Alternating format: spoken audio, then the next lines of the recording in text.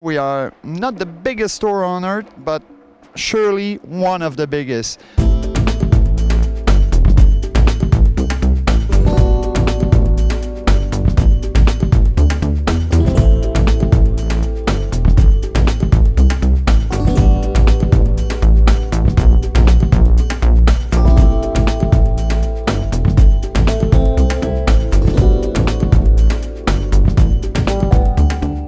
We just switched from a North American tour to European tour, so of course because of the truck size it changed a little bit, so we gained 4 more trucks on this tour, which is right now we are at 38 trucks. It took us nearly 10 hours to set up everything, and basically our record is 2 hours 12 minutes to do our loadout and pack the trucks, and thank you very much, bye.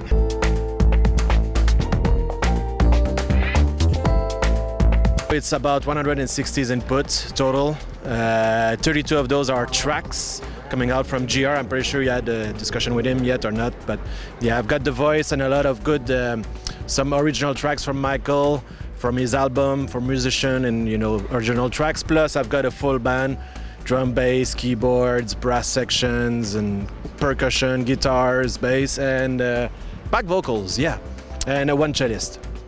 I've been working on another Cirque Du Soleil show before. It was called Vari-Lite, and it's completely different. It's Cirque show usually are pretty much more about ambience and sound effects and surround and all of that stuff.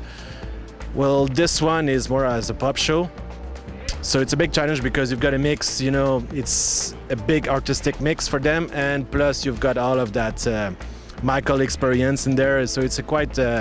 It's hard because you cannot mix it as loud as it would be as a pop show because the crowd is between 7 years old all the way to 96 years old. So you've got to dose everything the right way, but a lot of people think sometimes it's not loud enough and some other will say it's way too loud. So it's a big challenge for that, yeah. Basically when we started, we were the first one to have the beta version, which was called the MX.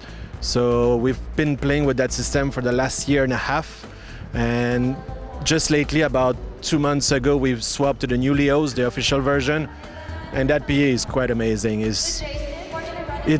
think Mayer had to do the next step to bring linear sound, and I think they nailed it completely. You push that system and it never stops. It won't change the frequency, everything stays at the same spot all the time, nothing is moving. And God, yeah, it's pretty powerful. We've done some tests when we were in Shreveport in Louisiana, and we were running at the front of house at 136 dBs, and the system was not even close to limiter yet, so that was pretty good.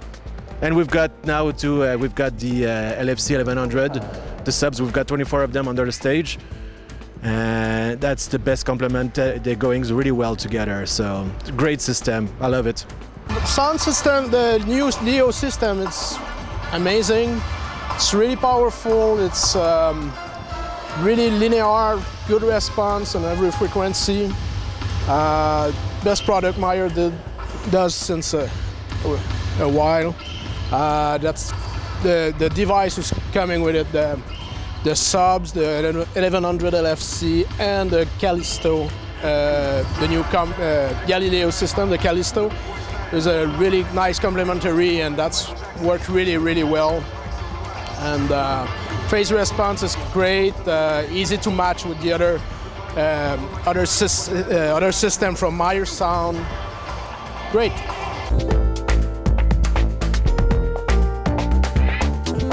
It's the same machine, it's just managed a bit differently, the DSP and the power from the machine, just to create some new tool. Example now, we talk about a U-shaping instead of true shaping. People maybe know from the past. The U-shaping, you can correct the slope, and you can do on this way as asymmetric EQ, which is really cool. Also the Callisto, you have the delay integration with a device to match different on phase different speakers. So yeah, it's easy to match any line. Actually, all the line array from Meyer can be matched on the phase signature. So it's great.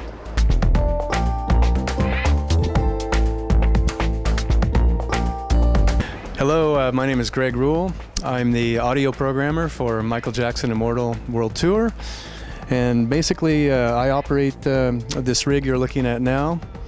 This rig serves a pretty critical role in the show. It synchronizes everything together.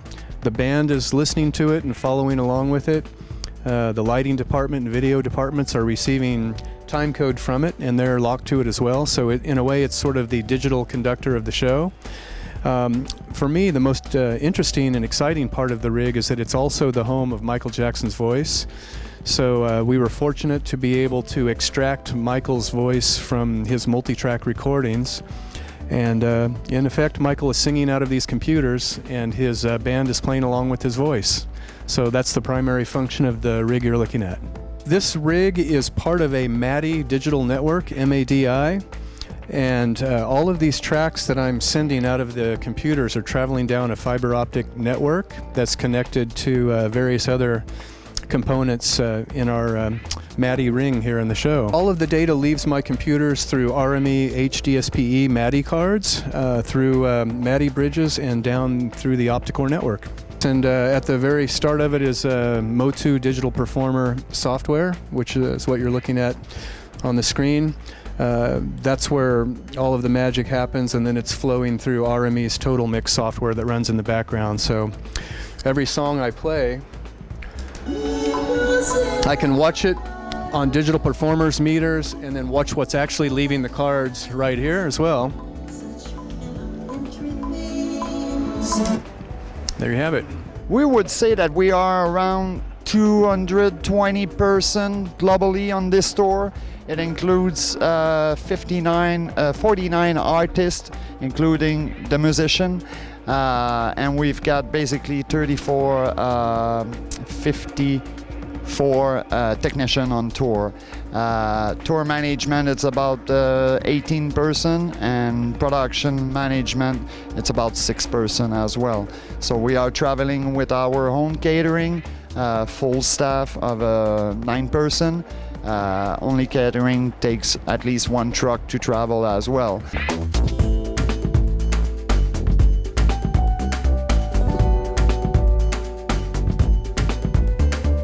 The original idea is basically, wearing the LEDs. It's a new concept. Example, we have something called a celestial outfit. It's used in the human nature section of our show. It's an all-black outfit that has 300 LEDs all over it, and it does different lighting patterns and effects and illuminates. The performers wear them, and the effect is you don't actually see the performer, you just see the lights. So it kind of looks like a star constellation in the sky that moves around, twists, changes colors, strobes. It's a very artistic effect, very original. It's kind of a Cirque centerpiece for the show. The actual technology has been around for a while. It's a Wi-Fi technology that we use. Inside the suit is a receiver. It looks like this. And basically all it is a couple of wires that goes together to a device that receives a signal through a Wi-Fi transmitter that connects to our light board at front of house. So the light board plugs in, they have a cue that they can hit a button on, and they activate the cue. It sends a signal from the transmitter, it comes to the receiver, which is worn inside of the costume.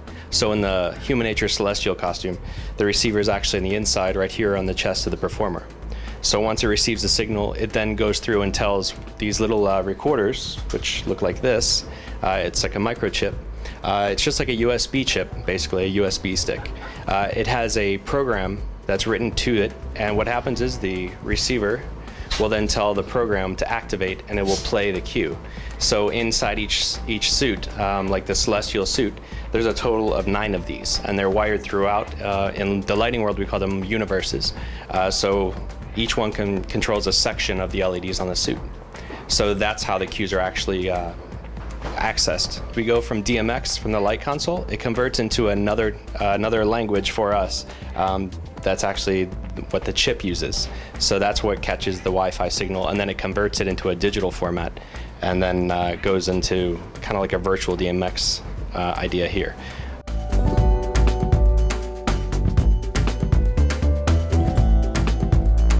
Wire. That's the biggest technical problem. Every LED has 6 wires on it.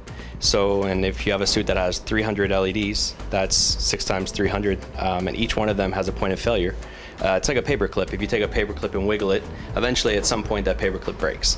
So we take that one concept of the paper clip and you times it by that many wires, and then those are the repairs that we do. So every day there's a significant amount of repairs that happen between our Billie Jean suits and the Celestials. There's also soldiers that we have in the show that wear a chest plate that has a similar configuration of wires on the inside. All of it takes the same technology. So it's coming from the light board, transmitted the same method. And then the maintenance, of course, is just the wire. It's a lot of soldering. And then when we do use the recorders, we program these each time. So these can actually burn out or they lose their memory. When that happens, we reprogram them using a computer software, update it and kind of upload it into the suit. And then once that happens, we test it with the light board to make sure it works fine, and then we put it back in the show for the next day. So total of, last I counted, there's 96 pieces that have LEDs in them, between hats, gloves, jackets, pants, soldier pieces, the celestial outfits. So it's a lot of maintenance, a lot of soldering. We call it the Ghost. It happens in certain cities more so than other ones, but we do, from our transmitter standpoint, we take a 2.4 bandwidth, and in that range, sometimes it comes closer to other ranges in different countries. So we do our best to deal with the problem. It's still a bit of a mystery for us because we're kind of climbing that hurdle as we get to it, but each city is different. So yeah, we do deal with it, and for us, the stronger the signal, the better, basically. Between the North American tour and the European tour, we had to resize a little bit our rigging equipment just in order to fit with the roof capacity of the buildings in Europe. Understanding that we are traveling as well during winter time right now, so it reduced a bit the capacity. So we start this big show with 200,000 pounds of equipment in the roof, and right now we are happy to say that we are around 109,000 pounds dynamic.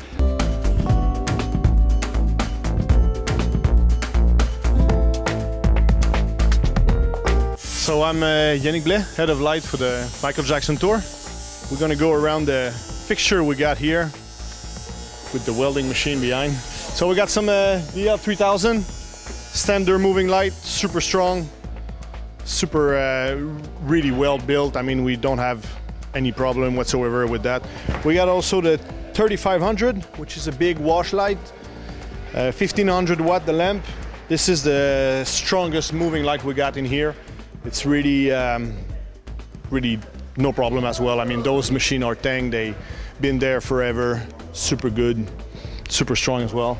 We got the new version of the 3X. It's a VLX3, actually 3 moving LED, super light machine. We got a weight problem at the beginning of the tour, so they decide to go with a lighter machine, which this one, it's actually on the floor. They're super small, super quick to move. We don't do any maintenance on that. They really super. They just come out. They brand new, super well done machine. We got also the 880 around here. That's one of the newest machine from Vari-Lite. We actually the first tour who get this on tour. It's a super light version of it's a baby version of the 3000. It's 800 watt lamp. It's 2 gobble wheel. Super quick, super light machine. We're gonna start seeing them a lot on tour right now because it's like only 60 pound a machine with the clamp, so they really they go. And we also got over there. We got the VLX, which is a LED machine. Again, it's a super light machine, 65 pounds for this one, with the hook.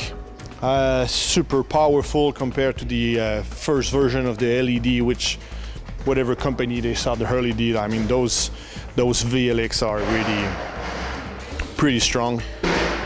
Atomic, standard strobe light, change your color on front. I mean this is a must on every tour. They're super strong as well, and we need to have this The basic idea behind this design was to make it a little bit more theatrical, because originally we had a lot of props. So we wanted to do a merging of like the theatrical aspect of things, but merging with the pop culture, because Michael was, as we know, was the king of pop. So, and Cirque is very theatrical, so we wanted to do this merging between the two worlds. There is just under 6,200 lighting cues in the show, which 300 are only driven manually. Everything else is time-coded. So the designer, Martin Labrec, with his assistant, Alexandre Mona, did all the theatrical cues of everything, and I came in behind and did all the time code and created all the cues for the time code for the show.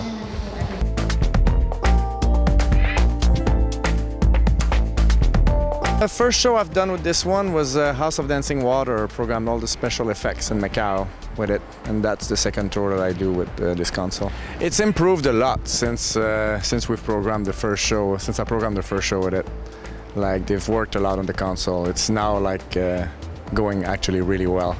We like this console. At first was like pretty hard. So dynamic by this, it means that we've got many artists that are flying during the show. We've got an impressive automation equipment with winches, acrobatic winches, provided by Stage Technologies, based in UK and Las Vegas. So all this in an engineering package make this great adventure a big challenge.